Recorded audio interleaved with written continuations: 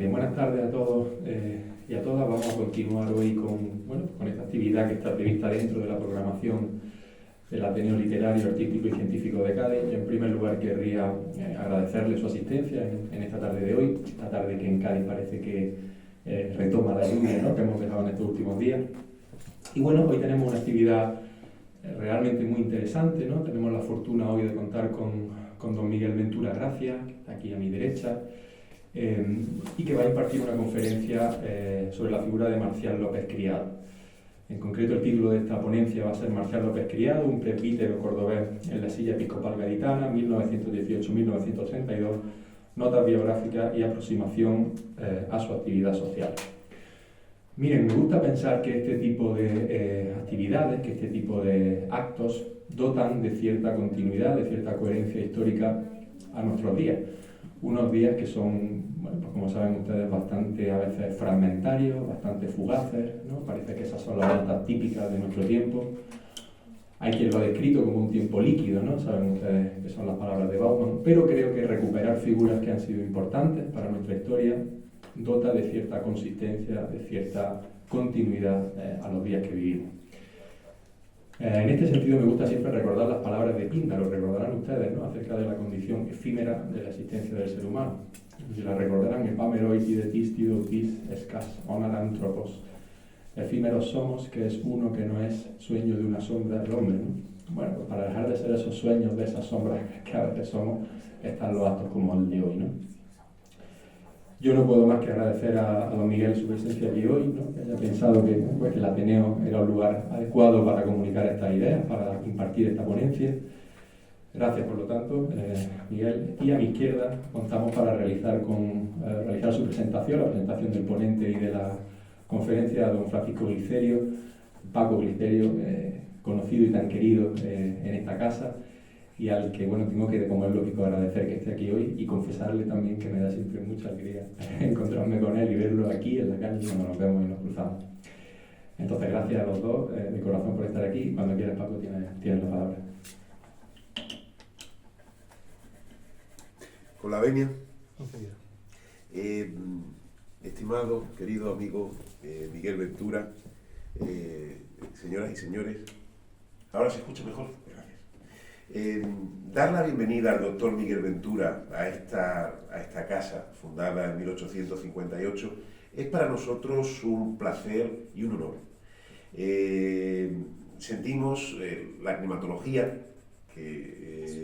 pero a pesar de los elementos, estamos seguros que disfrutaremos con la disertación del doctor Miguel Ventura Gracia. Él nació en Espejo, en Córdoba, en la provincia de Córdoba, en 1949. Es historiador, profesor, investigador, cronista y académico. Su labor docente se ha prolongado a lo largo de 43 años ininterrumpidos, siendo el Espejo donde ha ejercido principalmente su actividad profesional. Decirles que es doctor en Historia por la Universidad de Córdoba con la tesis Una contribución a la historia de las instituciones, la iglesia parroquial de la villa cordobesa de Espejo en el antiguo régimen, tesis que fue calificada con sobresaliente cum laude. Él también anteriormente había estudiado la licenciatura en Filosofía y Letras por la misma Universidad de Córdoba y que sepan ustedes también que es colaborador honorario del Departamento de Historia Moderna, Contemporánea y de América en la Universidad de Córdoba, especializado en Historia Moderna. También estudió anteriormente en la Escuela Normal de Magisterio de Córdoba. Decirle también que nuestro ponente tiene mucha relación con el país vecino. En concreto, él es diplomado en lengua francesa por la Alianza Francesa y la Universidad de la Sorbona, tras 5 meses de permanencia y estudio del idioma francés. Dentro de su docencia, pues decirle que ha ejercido, además de maestro de enseñanza privada, como profesor de GB, ha sido también en el curso 1999-2000 en la Delegación Provincial de la Consejería de Educación, lo designó director del Instituto de Educación Secundaria PAI Arias de Espejo y del mismo instituto en el que ejerció de profesor de Geografía e Historia hasta su jubilación hace 15 años, en el año 2010. Sus investigaciones se ven también en sus publicaciones. Recuerden, verba volan, scripta manen, lo hablado se va, lo escrito permanece. Son numerosas. numerosísimas. Y además, dentro de las instituciones a las que pertenece, destacar, como les he dicho, que es cronista de la Villa de Espejo, consejero numerario del Instituto Español de Ciencias Histórico-Jurídicas, miembro del número de la Asociación Arte, Arqueología e Historia, miembro también de la Real Académico Numerario de la Real Academia de Córdoba, desde donde ingresó en el año 2013.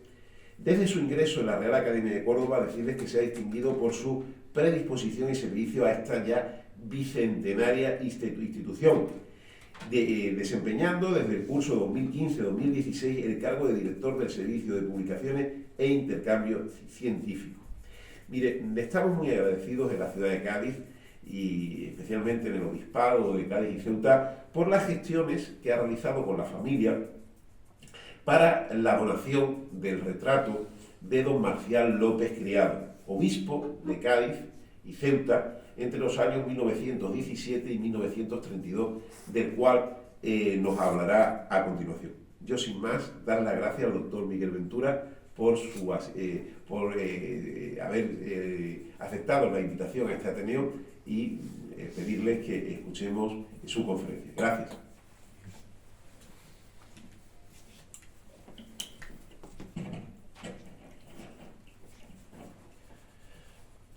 Llegamos a este mundo sin nada y nos iremos de él sin nada. Solo quedará el recuerdo de lo que hiciste por lo demás. Señor don Antonio Leopoldo Santisteban Espejo, vicepresidente del Ateneo Literario, Artístico y Científico de Cádiz. Don Francisco Briserio Condemora, presidente de la sesión de Aula de Defensa Almirante Lobo. Señores ateneístas, señoras, en primer lugar, dar las gracias a las palabras que tanto el señor vicepresidente como el señor don Francisco Briserio, nuestro buen amigo Paco, me ha dedicado en la antesala de la conferencia que a continuación voy a pronunciar. Un honor acudir esta tarde a la invitación, digo, de mi gran amigo don Francisco Briserio Condemora para recordar y rendir homenaje a la figura de un ilustre presbítero cordobés que alcanzó la dignidad episcopal y cuyo gobierno y magisterio lo desarrolló íntegramente en la diócesis gaditana. Me refiero, como saben todos ustedes, a don Marcial López Criado, cuarto de los obispos que entre 1789 y 1936 Córdoba capital había dado a la Iglesia. En esta ocasión, a más de pergeñar su carrera eclesiástica hasta su consagración como obispo de Cádiz, nos centraremos en la actividad social que Monseñor López Criado desarrolla durante su episcopado. Las fuentes documentales, impresas y manuscritas, han sido muy variadas. Básicamente las contenidas en los boletines eclesiásticos de los obispados de Córdoba y Cádiz, y también las localizadas en archivos cordobeses, pero sobre todo en el diocesano de Cádiz, donde ya hace algunos años nuestro amigo don Francisco Briserio Condemora tuvo la amabilidad de conducirme sabiamente, facilitándome de ese modo mi trabajo de investigación. Gracias una vez más. Además de estas fuentes, las consultadas a hemerotecas cordobesas y gaditanas que nos han arrojado no poca luz a la hora de enfocar y enriquecer el tema que esta tarde nos ocupa. Don Miguel Castillejo Gorray, canónigo penitenciario que fue de la Santa Iglesia Catedral de Córdoba, en un estudio dedicado a la memoria de Fray Albino González Menéndez Reigada, religioso dominico y obispo de Córdoba, escribe lo siguiente: es indudable que la cualificación de un sacerdote que alcanza honores de obispo ha de estar sobradamente justificada, al mismo tiempo que requiere un compromiso apostólico, religioso y humano por encima de la generalidad. Pues bien, en nuestra opinión y a la luz de la documentación que hemos manejado, la personalidad de don Marcial López Criado aglutinó todas y cada una de las virtudes enunciadas, sin perjuicio de otros valores y circunstancias que en esa época solían incidir también en la designación de un obispo, como más adelante comentaremos. Marcial López Criado viene al mundo el 3 de enero de 1868 en el seno de una familia humilde y piadosa, afincada en la antigua calle Dormitorio, hoy calle Obispo López Criado, del típico barrio cordobés de Santa Marina, en cuya iglesia parroquial recibiría las aguas bautismales con el nombre de Marcial Rafael de los Santos Inocentes.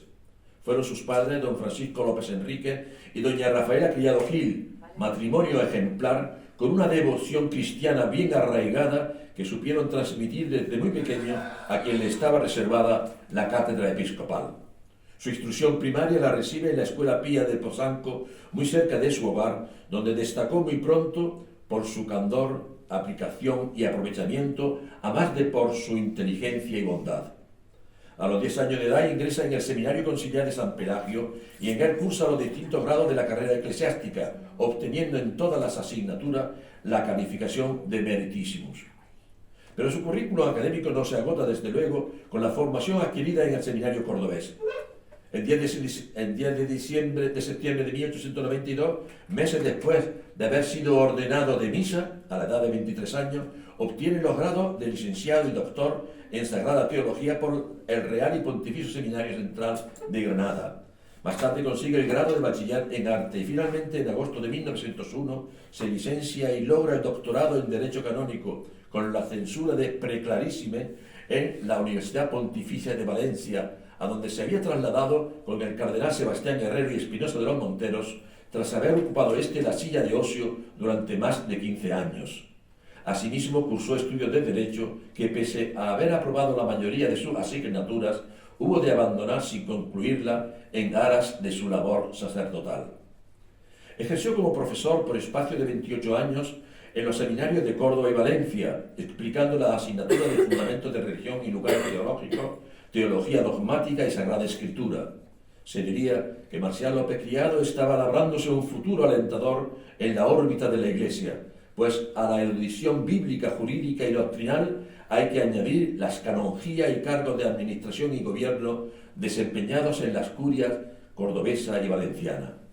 Más allá de la dignísima administración como ecónomo de la parroquia de San Pedro y de coadjutor en su querida parroquia de Santa Marina de Aguasantas y en la del Sagrario de la Santa Iglesia Catedral en su Córdoba natal.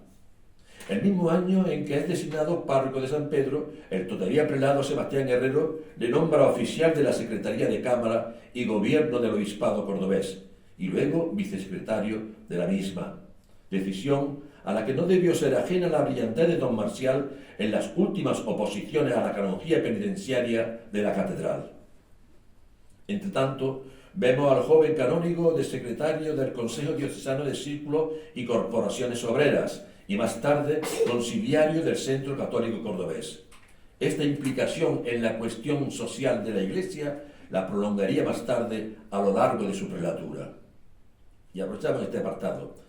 Cuando en 1898 Sebastián Herrero es llamado al cardenalato para la archidiócesis levantina, invita a López Criado a acompañarle en calidad de secretario o familiar.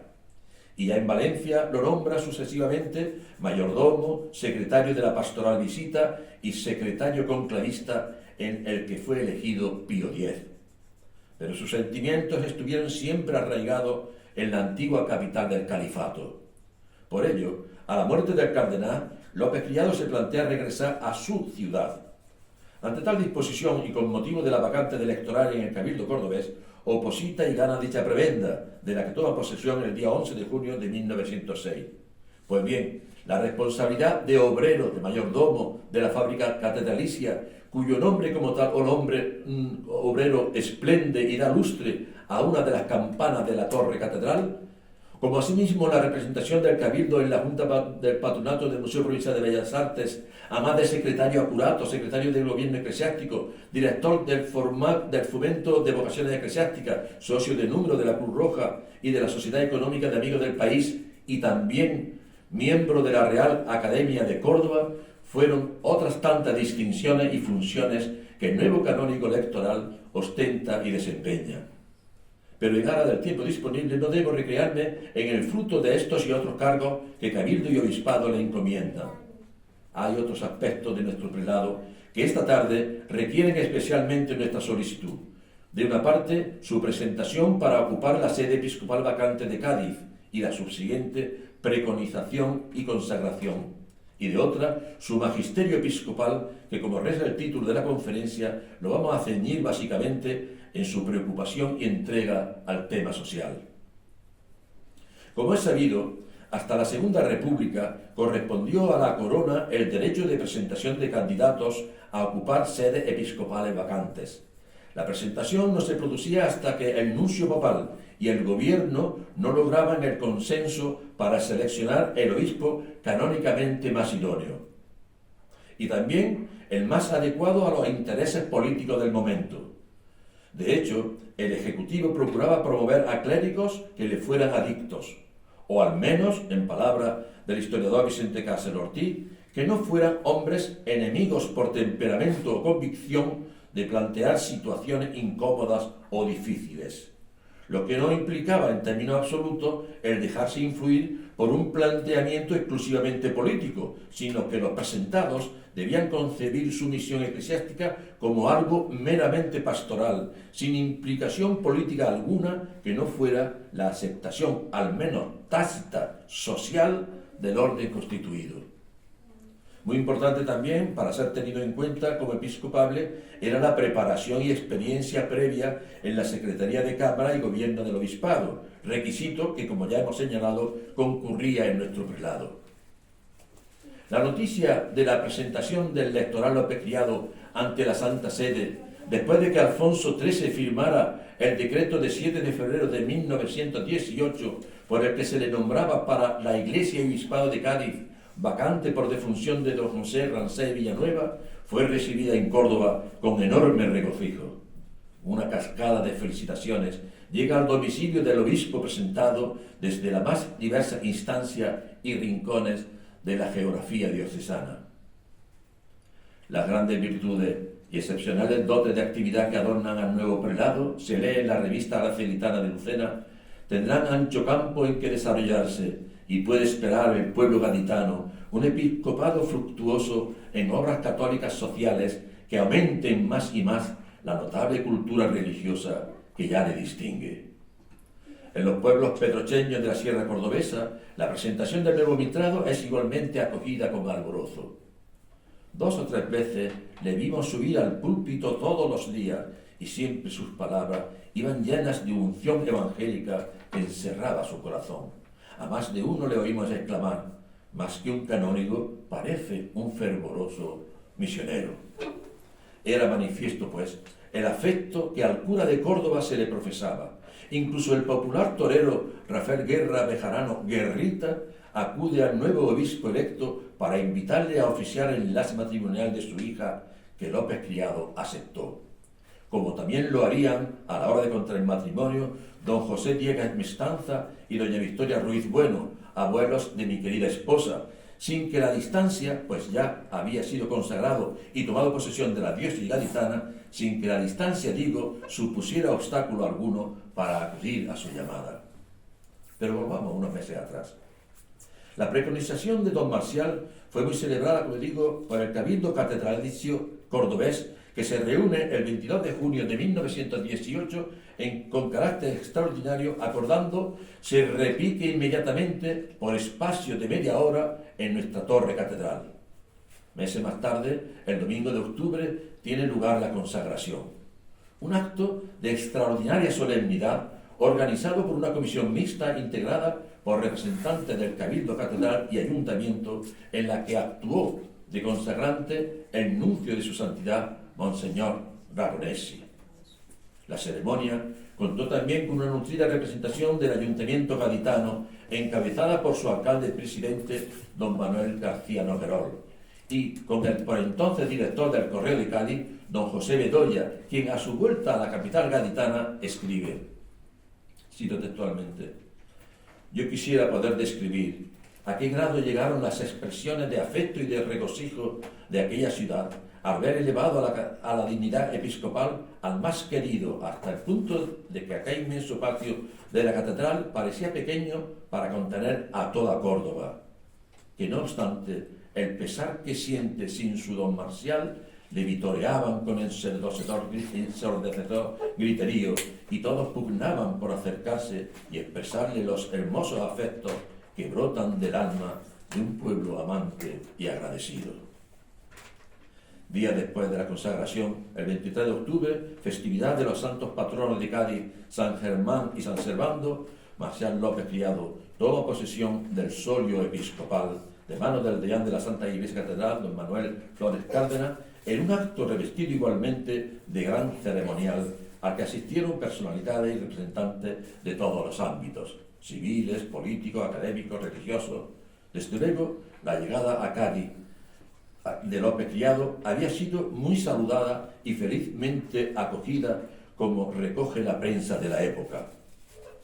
Magno acontecimiento, porque todos los gaditanos han visto confirmada sus esperanzas ante la presencia de su egregio pastor, cuya simpática figura revelaba desde luego el Padre amantísimo que la diócesis anhela.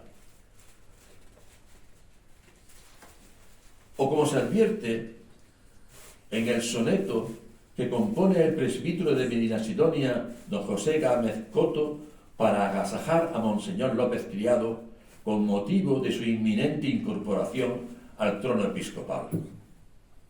Dejad que se coagule mi contento en los moldes flamantes de una rima, que es el vivo entusiasmo que me anima, algo más que el sentir de un pensamiento. Va a llegar el pastor a su rebaño, que lo esperó con ansia hora tras hora, plañendo su orfandad desoladora sobre la tumba del pastor de antaño. Salud, Padre querido, tu figura llena de majestad y de ternura, un cariño me inspira noble y fuerte. Ni sé cómo explicarme este conjuro, pero yo, pastor mío, te aseguro que te conozco ya, sin conocerte. En realidad, la figura de nuestro prelado era ya conocida en Cádiz, merced a la pluma del director del diario El Defensor de Córdoba, Daniel Aguilera, en su momento uno de los alumnos predilectos de don Marcial.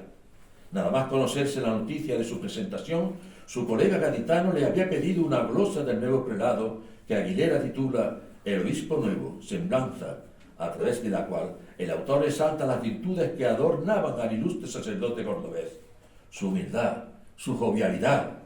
Don Marcial nunca será viejo, escribía.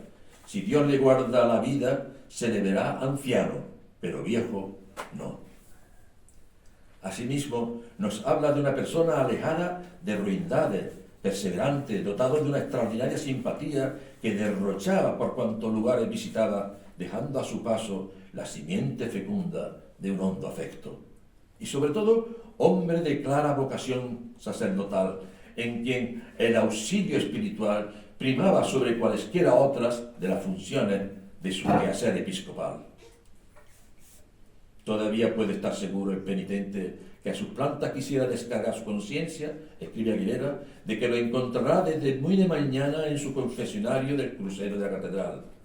Y cierto el enfermo que apetezca su auxilio, de que acudirá presto a su lado a prodigárselos. Mucho nos gustaría poder dilatar el tiempo y que fuera la propia pluma de Aguilera, la que nos siguiera acercando in extenso a la gavilla de cualidades con que Aguilera enaltece a su antiguo profesor. Con todo, no queremos omitir otros aspectos que singularizan a nuestro obispo, como es su tolerancia con los intransigentes con la Iglesia, su valentía y pundonor a la hora de resistir cualquier tipo de persecución sin miedo y sus arrestos para hacerle frente sin titubeos. De otra parte, el autor de esta semblanza destaca su carácter activo y perseverante en la defensa de la cultura católica y orden social. Pero también sobresale su munificencia, su desprendimiento caritativo, su generosidad y su indiferencia a cuanto implicara elogio, alabanza o encomio a su conducta. En sentido panegírico, en honor de su antiguo profesor, digo que Aguilera, enaltecido, concluye con estas palabras: fuerte, joven, celoso, entusiasta, llano, caritativo, fervoroso, ilustre. ¿Cómo no felicitar a Cádiz, la insigne hermana de Córdoba, por el obispo que le dan? Importa subrayar, una vez más, que Marcial López Criado nunca disimuló su veneración a las glorias de su tierra natal. su sello episcopal, sin duda uno de los más artísticos del episcopologio gaditano, viene a ser toda una alegoría y colofón de su amor por Córdoba. El escudo del Cabildo Catedral gaditano, con escusón que representa la cruz sobre las aguas, alberga en sus cuarteles, junto al blasón de su apellido, motivos notablemente emblemáticos de su ciudad natal. La urna de los santos mártires, el arcángel custodio de Córdoba, San Rafael, y corazones sangrantes alusivos a su devoción filial hacia Nuestra Señora de la Fuensanta y sobre todo a la Virgen de los Dolores. Y en su lema episcopal leemos: Sufficit tibi gracia mea, me basta con tu gracia, donde sintetiza toda una fortaleza que amerita a López Criado para hacer frente a su recién estrenado gobierno.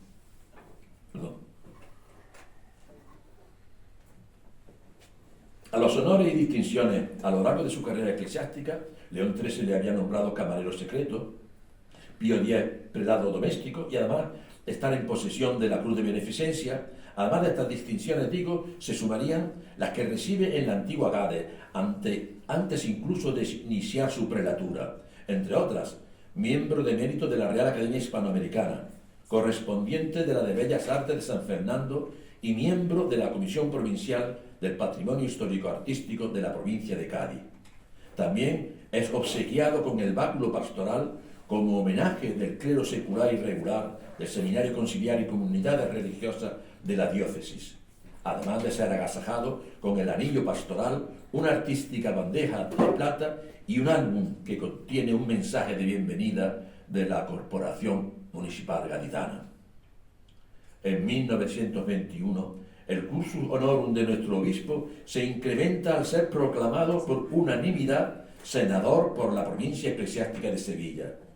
Con todo, lo más persuasivo de su labor radica en procurar soluciones a los acuciantes problemas que sufría el proletariado, siempre desde luego desde el magisterio de la Iglesia. Cuando López Criado llega a Cádiz, donde las alteraciones sociales, las huelgas y el asociacionismo obrero estaban en su punto álgido, se tenía ya constancia de que la preocupación social por el necesitado era el atributo más sobresaliente del flamante mitrado. Concordante, por demás, con la estela de sus predecesores, sobre todo por Vicente Calvo y Valero y su sucesor José María Rancés y Villanueva. La prensa local así lo testimonia. Amante de los débiles, inclinado por sus estudios, aficiones y temperamento a todo cuanto signifique acción social en beneficio de los humildes. En su primera exhortación pastoral, el 17 de noviembre, curiosamente el Día de los Santos Patronos de Córdoba, plantea lo que significa la figura del obispo y la labor que la Iglesia le encomienda, pero también esboza insinuaciones sobre su programa de gobierno, uno de cuyos pilares radicaría en su tarea social.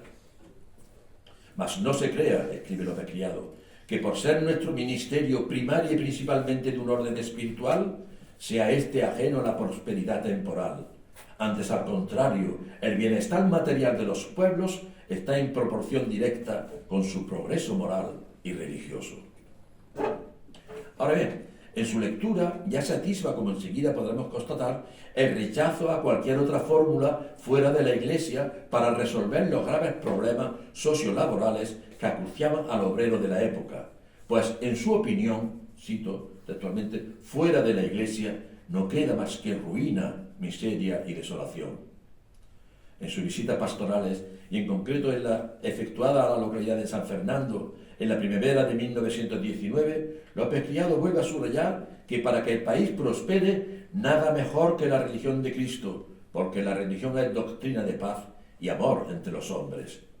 Quiero decir que no desaprovechaba ocasión para insistir en la única solución que a juicio de la Iglesia existe para resolver los apremiantes problemas de la clase obrera que en Andalucía y en Cádiz en particular se materializaban en toda su crudeza. Para ello, el día 15 de agosto, festividad de la Asunción de Nuestra Señora, anuncia la inminente reorganización de las instituciones católico-sociales de la diócesis y principalmente de la capital, a fin de que, adaptándolas a lo que las circunstancias exigen, sean más provechosas para la clase obrera y estén más en armonía con las necesidades presentes. Otro momento donde se pone de relieve su inclinación hacia la clase obrera es el 22 de octubre con motivo de la inauguración de la Casa Social en el Centro Católico de Obreros, un acto de especial relevancia con la asistencia del arzobispo de Sevilla, Enrique Almaraz y Santos, y lo de los obispos de Córdoba, Ramón Guillamet y Coma, y de Fesea, Monseñor Cervera, así como la del vicepresidente del Congreso de los Diputados, Manuel Rojas Marcos, y el diputado a Cortes, el cordobés Manuel Enríquez Barrios, en cuya intervención exaltó los beneficios que para los trabajadores católicos suponía su propia sindicación. Hay que constituir los sindicatos, proclamaba el exalcalde de Córdoba, federarlos después, llegar a la confederación y así a la internacionalización para oponer al sindicalismo revolucionario el católico y luchar por la bandera blanca de la paz contra las huestes que enarbolan el pendón rojo del bolchevismo. Por su parte, Rojas Marcos ahonda y matiza el discurso. La avaricia humana es culpable de las agitaciones obreras, porque el rico, pensando aumentar su capital, no pensó en dar parte de él al pobre. Y además se muestra proclive a la formación del obrero, pues la verdadera caridad, cito textualmente de nuevo, la verdadera caridad no es la que se hace dando a un pordiosero una peseta, sino instruyéndolo. Y más hacen los conferentes de San Vicente de Paúl con corta limosna que el potentado que arroja una o más monedas por el balcón. López Criado clausura el acto y, pletórico con esta enseñanza, ruega a todos la lleven a la práctica. Lo propio se constata en el acto de bendición de la sede del Sindicato de Obreras que tuvo lugar el 13 de octubre. En su intervención, según recoge el Correo de Cádiz, don Marcial refuta valientemente las objeciones que puedan hacerse contra la sindicación católica, la cual es buena y muy conveniente cuando se sujeta absoluta e incondicionalmente a las normas trazadas por la Iglesia. Y así podríamos proseguir en su profusa relación con los centros católicos por los que el obispo de Cádiz siente especial predilección. Asimismo, en las referidas visitas pastorales, como la que hemos hecho en la Girada de San Fernando, se advierte también un señalado interés en contactar con los responsables de los círculos y centros católicos obreros y exhortarles en su labor, y en conservar e interesarse por sus problemas cuando éstos acudían a su encuentro. Un caso concreto lo llamo un año más tarde en su primera visita a Puerto Real, donde don Marcial consigue la recolocación de un grupo de trabajadores de la constructora naval que habían sido despedidos con motivo de una reciente huelga. Pero además, nuestro obispo imparte conferencias en el Centro Católico de Cádiz, donde propone la inmediata conversión del Centro Católico en la casa de todos los asalariados católicos gaditanos, organizados en sindicatos. Una vez más, su intransigencia con cualquier alternativa a la que propone la Iglesia es inapelable. Solución, solo hay dos. El problema social se resuelve en católico o caeremos en el nihilismo. Y prosigue, no hay más que el catolicismo para no caer en brazos de la anarquía.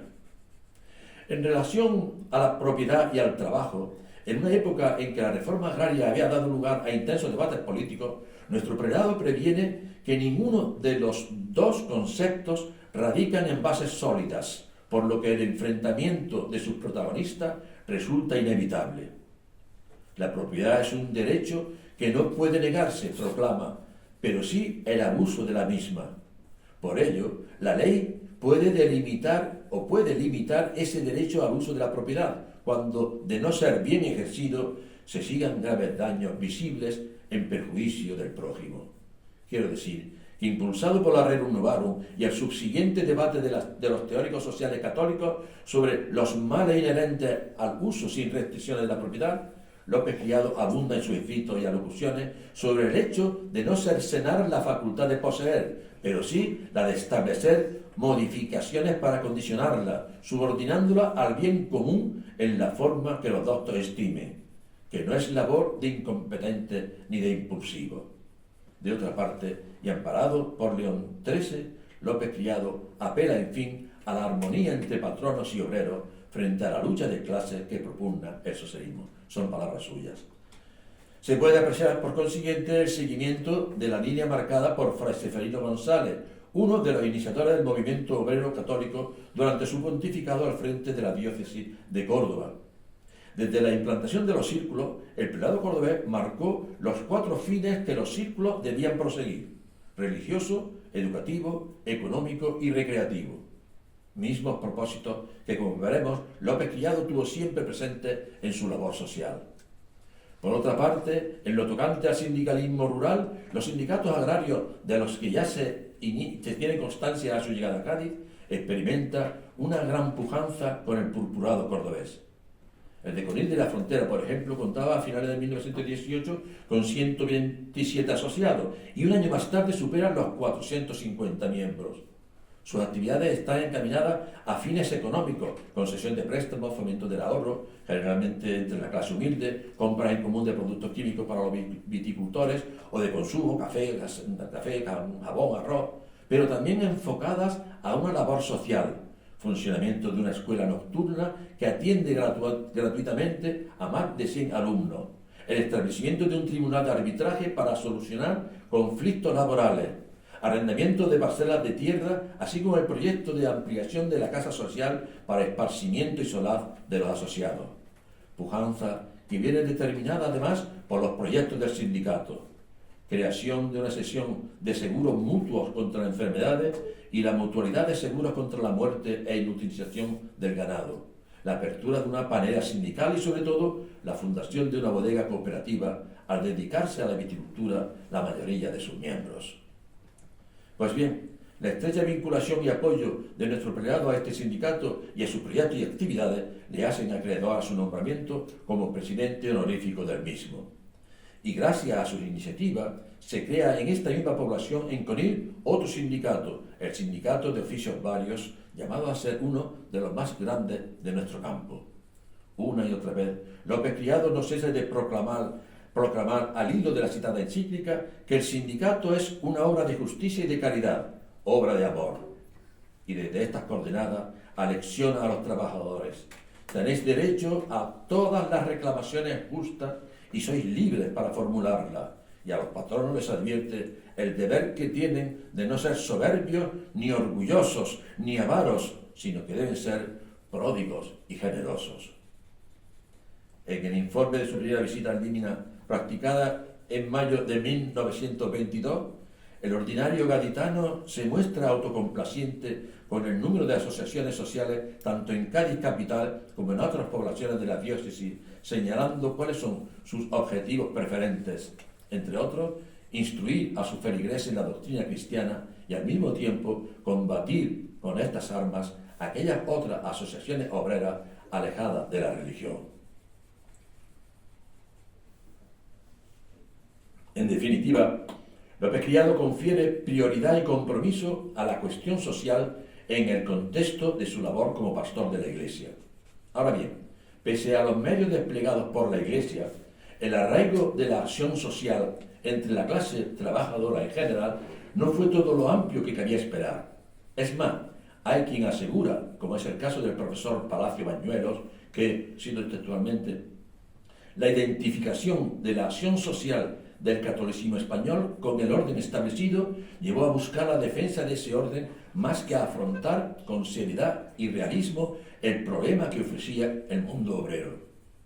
Afirmaciones que, a nuestro juicio, no impide, sino todo lo contrario, resaltar como positivo la gestión social y asistencial de López Criado, que se plasma, como hemos visto, en asociaciones benéficas, sociedades de socorro mutuo, círculos de obreros y congregaciones religiosas dedicadas a la asistencia social.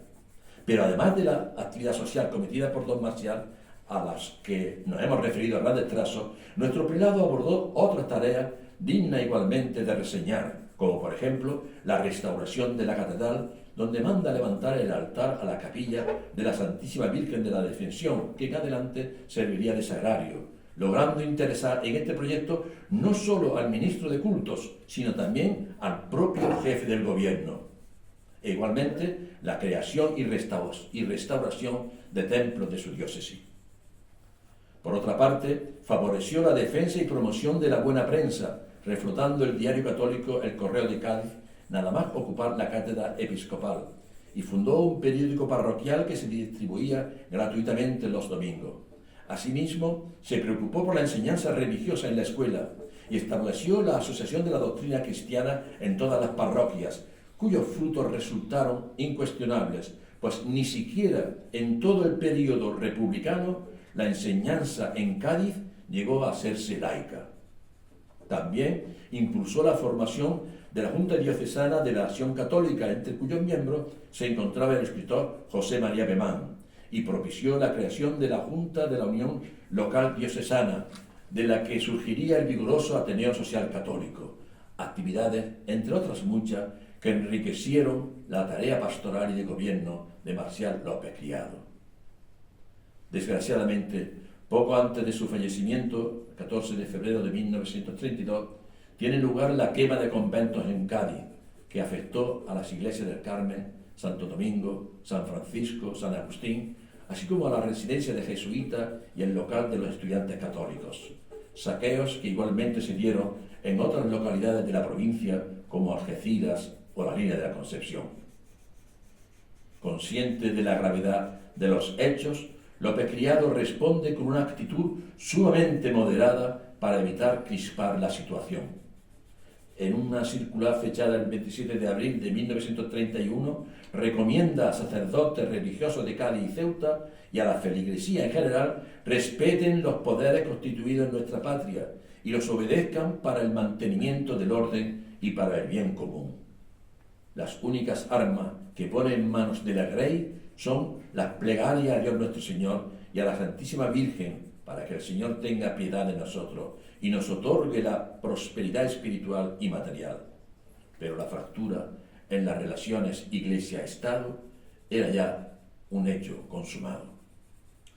En definitiva, y concluyo, al aproximarnos a la figura de Marcial López Criado, de quien Cádiz guarda un gratísimo recuerdo, encontramos a un prelado de modesta extracción social, como la mayoría de los obispos de la época, que alcanza la púrpura a la edad de 50 años en plena madurez y vitalidad bajo el pontificado de Benedicto XV.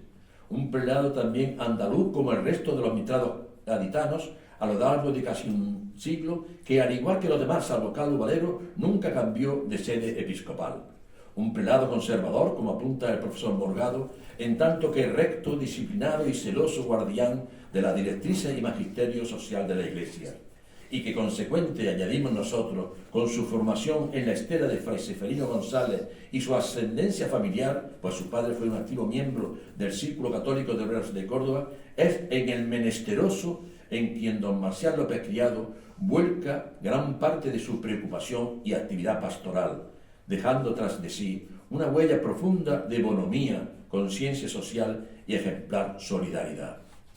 Sus restos, como todos sabemos, reposan en la capilla de los obispos, un lugar privilegiado de la cripta de la catedral y en cuya tumba, a más del curso honorum, grabadas están para siempre algunas de sus virtudes más sobresalientes, infatigable actividad a lo largo de toda una carrera eclesiástica y su trato amable, su simpatía y afabilidad para todos los que le rodearon. In labore indefesus omnibus amabilis. He dicho y muchas gracias.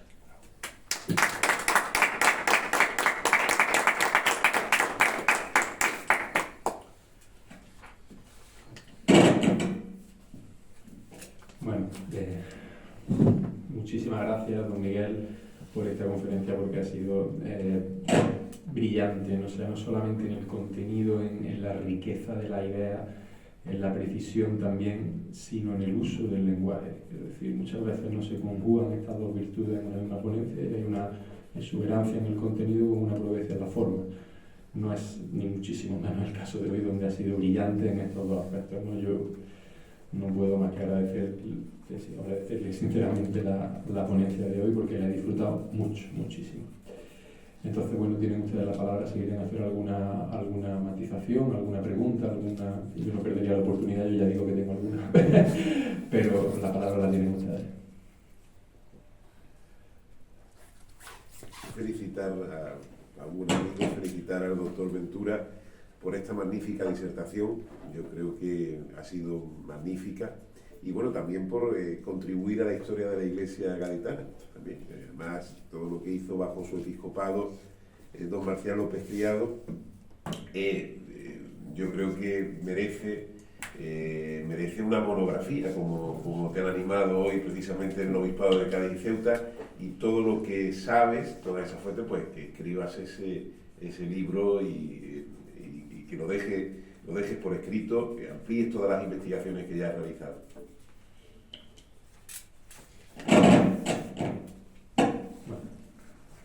Yo voy a hacer una pregunta, ¿no?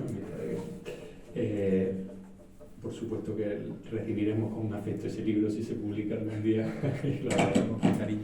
Pero yo tengo una cuestión que quería hacerle porque no quiero desaprovechar la oportunidad de hacérsela, ¿no?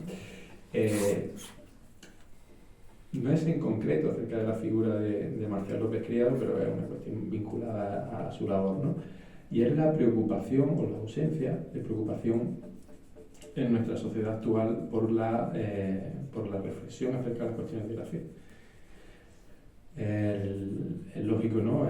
Bueno, no sé si se llama lógico, pero la realidad es que vivimos en una sociedad laica, una sociedad que definimos como pluralista, ¿no? Y una sociedad con diferentes jerarquías de valor, donde cómo vamos a identificar dentro de una sociedad plural una sola jerarquía de valor como la válida o como la que se debe aceptar, ¿no? Pero independientemente de la cuestión de la creencia, en fin, uno si pretende llevar una vida intelectual con cierta dignidad y con cierta seriedad, es difícil no sentirse arañado, no sentirse preocupado por la reflexión acerca de las cuestiones de fe. Yo el otro día leía en Zubiri, Naturaleza e Historia de Dios, hay párrafos elementales sobre esto, ¿no? Cuando él expone la cuestión de la religión, ¿no? De la religión como una pregunta básica en la vida de la filosofía. Y en la misma idea están tantísimos otros textos en Kant, por ejemplo, ¿no? La religión dentro de los límites de la mera razón también está la misma cuestión, la frase famosa de Kant, ¿no? Se puede ser teólogo solo para reflexionar acerca de las cuestiones de fe, o se puede ser teólogo también para reflexionar acerca de las cuestiones de las relaciones de la fe con el resto de cuestiones. En el primer caso ser teólogo en lo espiritual, en el segundo ser sabio. Eso está escrito por Kant. A mí me preocupa profundamente esta cuestión, es decir, ¿cómo ve usted la preocupación por la cuestión por la reflexión acerca de Dios en nuestra sociedad, en la generación más joven, independientemente, insisto, de la creencia que uno pueda o no tener, albergar o no, y aceptando como es natural, digo, que vivimos en sociedades plurales, en sociedades... Pero a mí me preocupa profundamente esta cuestión, es decir, lo digo de verdad, y mira que yo tengo una formación de otro ámbito, pero yo quería saber su opinión sobre esto, qué reflexión le merece esta cuestión. Se refiere a la situación en que estamos actualmente, pues personalmente, porque esto no es una cuestión, digo, sino de vivencia, yo creo que tiene que reverdecer el tema de la religión. Reverdecer en el sentido de que, como cada día, vamos a llamar el ministerio sacerdotal y tal, está más cerca, porque en realidad, esta religiosidad a veces casi no venía impuesta. Pero yo veo, incluso en gente joven, cuántas veces hemos estado en misa y en cualquier parroquia de Córdoba, y les puedo asegurar que el 50%, al menos donde vamos, asistimos, son gente joven. Eso es muy significativo. Y en el aspecto incluso de religiosidad popular, que está un poco diferente de lo que se llama la mal llamada religiosidad jerárquica, pues eso se ve en los tiempos que estamos ahora en Cuaresma. La gente joven son las que están manteniendo esa tradición de la Semana Santa, del paso el sacar los pasos a la calle, y son gente joven las que se entregan en cuerpo y alma. Y eso, que quieras que no, pues impregna y ¿cómo digo yo? Es que no sé cómo explicarlo, que demuestra y traslada al pueblo, que son la gente joven, la que traslada al pueblo esa fe. Porque indiscutiblemente en la religiosidad popular, es verdad que conocemos, se puede hablar con conocimiento de causa, de personas que además manteniendo desde el punto de vista político pues qué sé yo, afín a una sigla que están desentendidas del tema religioso, y sin embargo, como todos sabemos, llegadas a esta fecha, son los primeros que además descalzos van detrás de un paso. Y eso, de no ser por la gente joven que mantiene esa tradición, de no ser por ello, pues posiblemente digamos que estaría todavía más amainado la cuestión religiosa. Y sin embargo, son los jóvenes los que lo mantienen. Y hablo desde el conocimiento, pero desde el pueblo más pequeño hasta la ciudad. Y yo en eso tengo plena confianza. Creo que eso va a reverdecer. No sé si he sabido responder porque totalmente, personal, sí, ¿no? totalmente, claro que sí, por supuesto que sí. Claro que sí. Sí, claro que hacer un comentario, lo damos por concluido. Bueno, pues yo antes de Sí. quiero darle de nuevo las gracias al Ateneo, a don Francisco, a usted mismo, porque para mí ha sido un honor intervenir esta tarde y siempre lo llevaré al obligado en las entreteras de mi corazón, seguro. Muchas gracias. Bueno, pues con estas palabras que mejor que dar por concluido el acto, le agradezco de nuevo su presencia esta tarde y le emplazo a las siguientes actividades que desarrollaremos aquí en el Ateneo. Muchísimas gracias a todos.